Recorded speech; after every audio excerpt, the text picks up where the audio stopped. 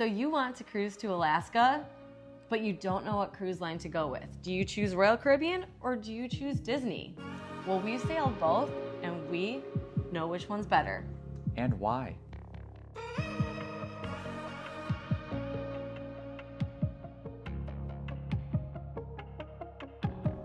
Hi guys, welcome back to the channel and good morning. If you don't know who we are the Traveling Trio.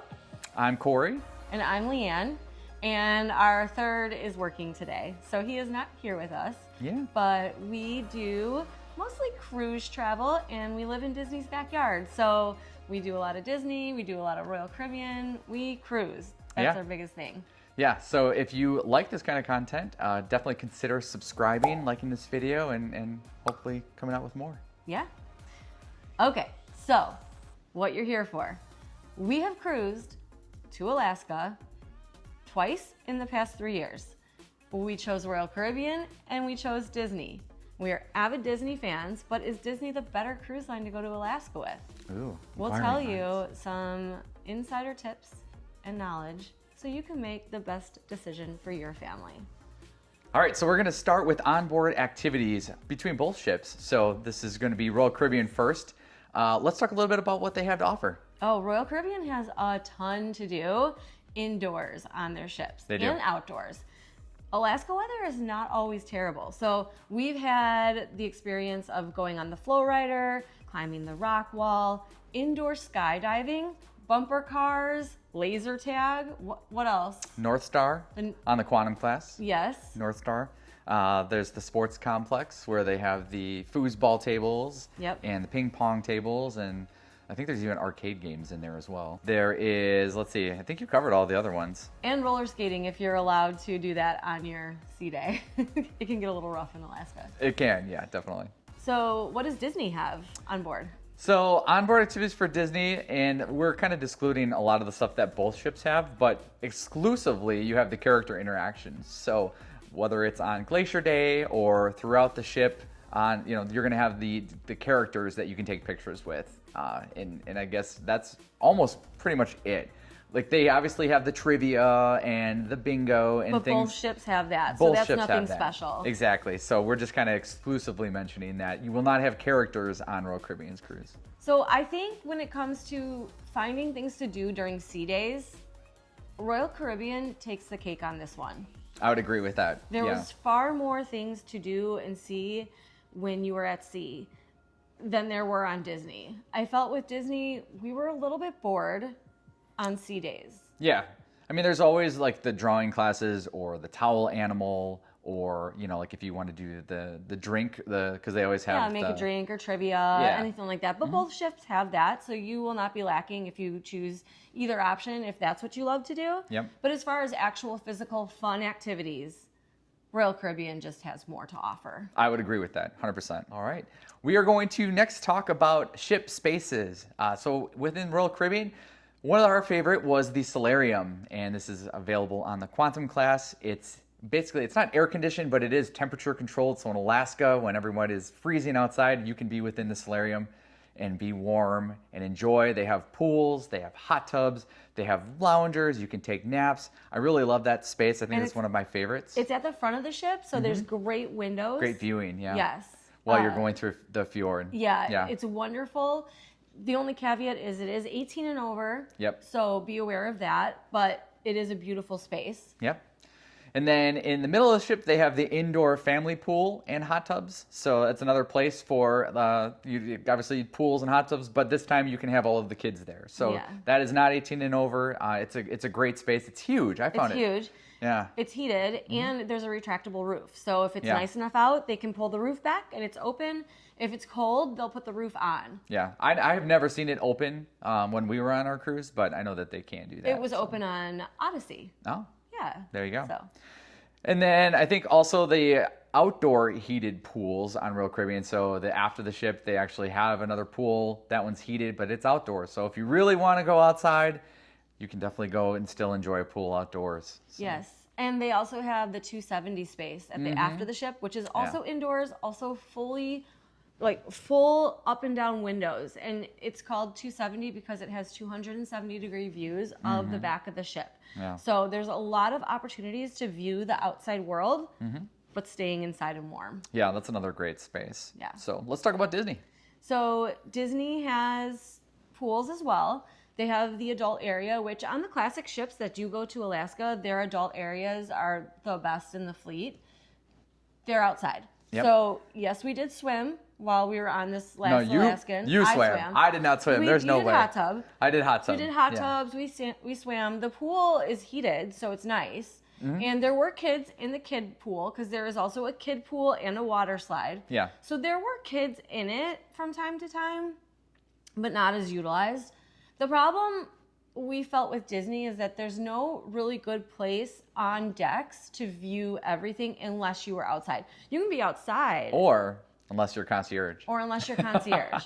If you're concierge, then you have the whole deck, especially on the Wonder. Right. Yeah. But if you're not concierge, which we weren't. Right. We were not. Then you're just kind of stuck on deck. Right. With no warm space to view wildlife. And if it's raining, which it probably will be, it's Alaska, then you're getting wet on top of it. So those ships weren't necessarily built for Alaska, where I feel like the Quantum class was, where it has all these indoor spaces in mind, but still ultimate viewing of glaciers, of your fjords. Like I found that for us anyways, I thought it was better to spend those times indoors and you can, still be enjoying yourself. Yeah, so. It was wonderful. So I think in these terms, if you're looking for a place where you can view the wildlife and be indoors and be comfortable, cozy, Royal Caribbean wins. Yep, I agree. Okay. Let's talk about the staterooms.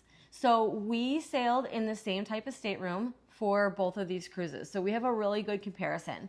We sailed in an ocean view stateroom for both of them. Yep. And this is one where I will say I feel that Royal is lacking because... Agreed. You don't get amenities like shampoo, conditioner, body wash, or hand soap. They give you one item. It is an all-in-one shampoo, conditioner, and body wash, and it's just not good. So they don't give you amenities from the bathroom. It's not a split bath, so it's only one shared toilet, sink, shower space. And then there's the bed situation. So for the three of us, they came in at the beginning of the cruise and pulled Brody's bed out, which essentially took up the entire living space of our room. They never put it back. That's not something Royal Caribbean does. They pull it out and they leave it out. So that blocked our ability to get to our porthole to look outside. Yeah. Which was challenging at times and really made our space feel smaller. Yeah. I would agree with that. I think the only one-up I would give to Royal is I do like their shower situation better because on the older ships like the Wonder and the Magic, it's a curtain, where on Royal and the Quantum class, it's glass and it's curved, so you have a lot more space in the shower. But as Leanne mentioned, it is just one bathroom for your toilet and your shower and your sink. So if you have more than one person getting ready, just plan on that. So I'll talk a little bit about Disney Cruise Line. So it is a split bath, just mentioned. Toilet in one of the bathrooms, and then in the other is your shower and another sink, so two people can get ready at once. All of the amenities, your shampoo, your conditioner, your lotions, your bar soap, all of that is included and smells wonderful. If this is your first Disney cruise, you will never forget the smell of the shampoo. It is my absolute favorite. Tell me this, though. Does every stateroom on a Disney Cruise Line have a split bath? No, they don't. Those are only the deluxe staterooms. Okay. So. Inside, though? Inside, they also, same thing. Well, you can get a deluxe inside stateroom, but the normal inside stateroom only has one bathroom. So, and that is all of your, basically just like Royal. So in order to get a split bath, you have to make sure it says deluxe inside or deluxe ocean view. Or deluxe veranda. Well, verandas are all deluxe. Are they? Yes. Oh, well, there you go. All split on the veranda. The more you know. I love that. So I would definitely, I think I hand it to Disney Cruise Line in this category. The beds are just more comfortable. Nice. Not only do they clean your room during the day and they put everything away, but then you get turn down service at night where they bring the beds back up. So like if you have somebody sleeping in one of the couches, it turns into a bed, then they'll reverse it and bring it back to a couch during the day. Yes. So I do love that they come to your room twice, whereas Royal, it's just one and done. So that's something to keep in mind. What else in the Disney Cruise Line would you is better than Royal's stateroom? In the room? Yeah. Anything? I guess we can go down this rabbit hole. very briefly, but room service is included on Disney Cruise Line, and it's not on Royal. So it's to your room and comfortability. Again, you can get room service delivered at any time, 24 hours a day on Disney. So that's a big difference as well as far as the room goes. Yeah, I would agree. Great. So food, what is better? My favorite. Disney or Royal when it comes to food? So here's the thing. This is the first time I'm ever going to say this, but in Alaska, the main dining service on Disney was not phenomenal. That's very true. We have done 18 Disney cruises. We have always had amazing experiences in the main dining room. Our service team was great. However, the food was not that good. So I'll start off with that. Now, on Royal, we did the unlimited dining package. So yes, we got a cheaper cruise. What is the unlimited dining package? So the unlimited dining means that you can go to specialty restaurants every night of your cruise, and on sea days you can go for lunch as well. So we did specialty restaurants every single night for our Alaskan cruise, and the food was out of this world. It was wonderful. It was so good. So we went to Azumi Sushi, Giovanni's Italian, or Jamie's Kitchen maybe. I don't remember which one it was. It was Jamie's, Jamie's Italian. Jamie's Chops Steakhouse. Yep. There was also Alice in Wonderland, which we did not go to. No. But I'm not adventurous enough for that place. But the food was just so good. Our service was incredible, and it was delightful. Now, there was a significant upcharge for this. I don't remember how much that was, but it did increase the cost of our cruise. It still did not make it as expensive as a Disney cruise to Alaska. Right. So we had really good dining, and the best part about that unlimited dining package is that Brody was able to come with us to every restaurant. So he never got left behind.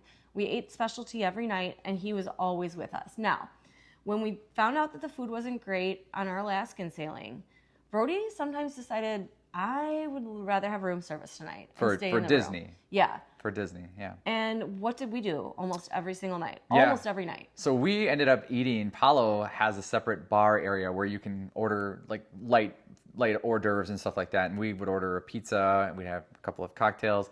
So we ended up, or we had just full-on dinner in Palo. We had 3 nights of dinner in Palo. Yeah. So it was almost like we kind of, I don't want to say we didn't like main dining, but we were not super impressed with the menus.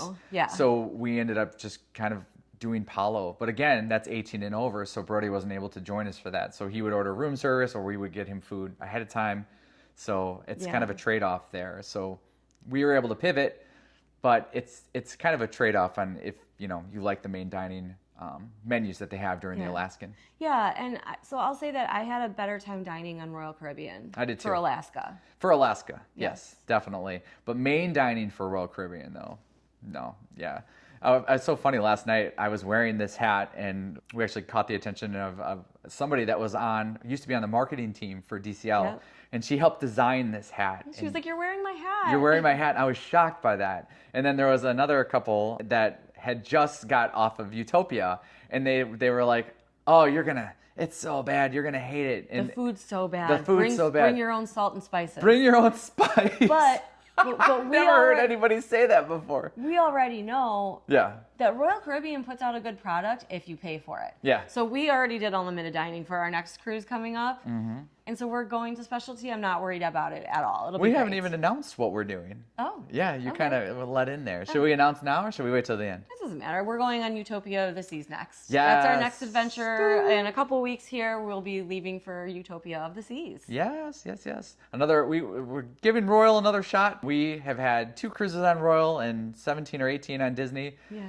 And sometimes it's nice to see the grass on the other side. Yeah. So we're excited to go and experience that ship. Yeah.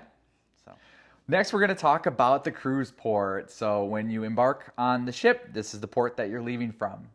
If you are Disney Cruise Line going to Alaska, you will be in Vancouver. Yes. If you're Royal Caribbean, you leave from Seattle. Most likely. Yeah. There are positives and negatives to each, so we're going to talk a little bit about those next.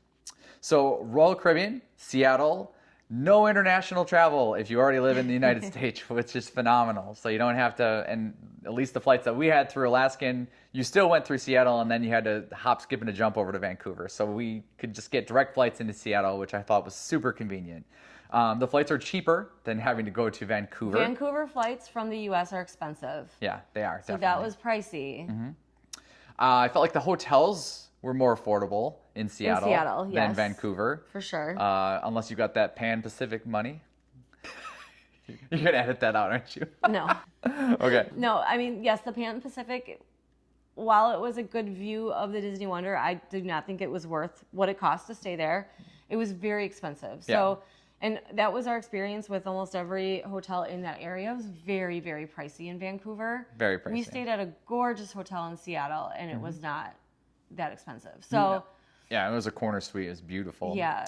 So more affordable hotels. And then there are the things to do in Seattle, like there's the Boeing Museum, which we took Brody to. He had a phenomenal time. There's the Pike Public Market, which is great if you want to go watch them toss some fish, get some flowers. Get some food. Oh my gosh, clam chowder. So good. The clam chowder. Oh my gosh. So good. And then do you want to talk a little bit about Vancouver?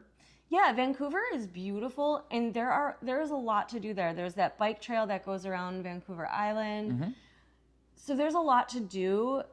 We just didn't have time, and we had spent so much money getting there and paying for the hotel and everything, trying just to get to Vancouver and get home was so expensive that we didn't have the time, or to be honest, we didn't really feel like spending that much more money to do a lot of stuff. So we ended up eating at Tony Hortons.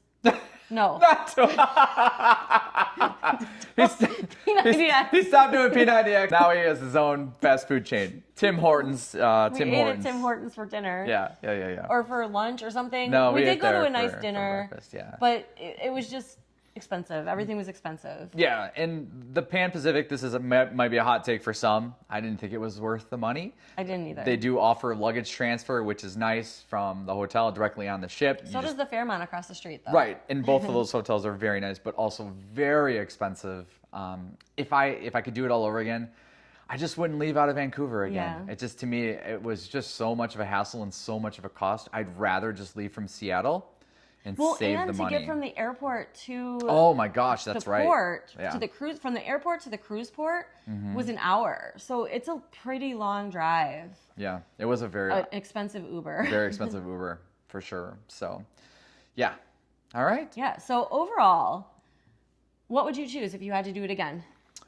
Well, what would I? Okay, number one, I would choose concierge on the Disney Wonder. That's what I would choose if I had a choice. Now, if you had unlimited funds. If I had unlimited funds. But since we're not living in that world and most people aren't, I would definitely choose Royal or maybe another, like maybe Celebrity. Try a different ship because I just. Or Princess, I heard, is amazing for Alaska. Yeah, and it's not to say that Disney does Alaskan wonderfully. They really do. But it's just, what do you want the most out of your ship? And for me, Royal has so much more to offer when you're not in port. I think, too, our Disney cruise was severely... Our opinion of Alaska with Disney was... skewed a little. Skewed by the fact that we missed Glacier Day, which is the best day on the ship. It's the best day. It's gorgeous. It's beautiful. We got none of it. Yeah. We had a medical emergency on board. They had to have Flight for Life come, but they didn't even attempt to sail down the fjord. Yeah. It rained all day, so all the characters were inside. It was not the best day. Yeah. The one experience that we were so excited about was the character interactions, and they weren't out on deck. That was why we went back to Alaska on Disney, because we wanted to get our Glacier photos with our characters in their Alaskan gear. Yeah. And it just didn't happen. And, thoughts and prayers for that man and his family still. But I think that skews a lot of our opinion of our Disney cruise, too, because we missed a lot. Yeah. Yeah. So number one for me, Disney Cruise Line concierge on the Wonder. Number two would be Royal over anything else. And I really think that at the end of the day, when we choose to sail Alaska again, which would be our third, it will most likely be on Royal and or Celebrity. Or one of the other cruise Princess, lines. Yeah, just unless Disney takes one of their new ships that's going to be between the Magic class and the Dream class in size. Yeah. If they fit those ships more for Alaska, maybe we'll have to try that out. Yeah. I would give that a try if they do more. Same. More along those lines. Yeah, more indoor spaces to And view. more activities on board. And more activities Yeah. would be nice, yeah. Yeah. So that's our take. Yeah. I would choose Royal. If I'm choosing one or the other, I'm going Royal. Yep. I do not want to fly to Vancouver again. Yeah, that's another hot take It's too. far. It's almost like international travel from where we are all the way in the southeast of of the US to fly all the way up to the northwest. It was a long day of travel, very far. And we love Seattle, and we have family that lives really close to Seattle. Every time we've been to Seattle, we've just had a really, really great, wonderful experience, and I look forward to it, and I can't say the same about Vancouver, so. Yeah, we just didn't explore enough. Yeah. I hear it's a gorgeous city. I hear Vancouver is beautiful and that there's so much to do. Yeah. We just didn't have the time given how long it took to travel there. Yep. Yeah. So that's our take. there you have it.